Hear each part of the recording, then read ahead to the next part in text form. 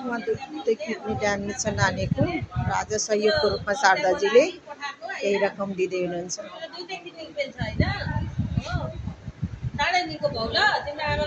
Cake बेल्छौँ, छिटै निकोस् नानीको।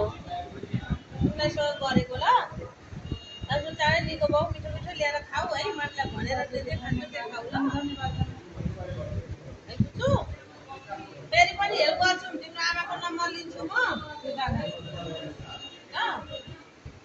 फेरि पनि हेल्प गर्छु ल के भन्छौ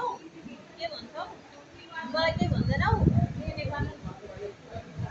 अरूहरूलाई पनि सहयोग गर्नु हाम्रो नानीको के छ उहाँलाई चाहिँ राति विचार गर्नु पर्यो आर्थिक अवस्थामा समस्या छ भनेर यहाँ भन्नु न एकछिन यता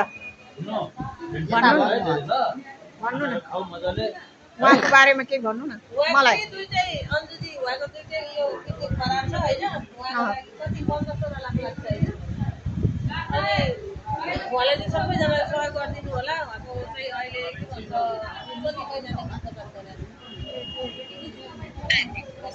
1 महिनादेखि प्रचार गरिरहेछ होइन अवस्था चाहिँ धेरै नाजुक भइसक्यो उहाँको चाहिँ उहाँले सबैजनाले मिलेर सहयोग गर्नु पर्यो फेरि भयो भने म पछि पनि तिमीलाई होइन सबैजनालाई भनेर तिमीलाई हेल्प गर्छु ल चाँडै निको भयो सबैजनाले उहाँको सुस्वास्थ्यको लागि कामना गरिदिनु होला। हामी हेल्प गर्छौँ ल आज भन्दै थियो हाम्रो भाइबाट मैले थाहा पाएँ कि मामु दुधै थियो अरे पहिला नछुटमा लाएर अनि मासुबाट हामीलाई लागेको थियो अरे जति सक्दो सहयोग गर्नु होला। उहाँ विराटनगरको प्राइम हस्पिटलमा हुनुहुन्छ। गर्नु भन्न चाहन्छु ल भन मामीलाई टेन्सन नलिनु भन टेन्सन नलिनु यहाँ केहरू हुनुहुन्छ भन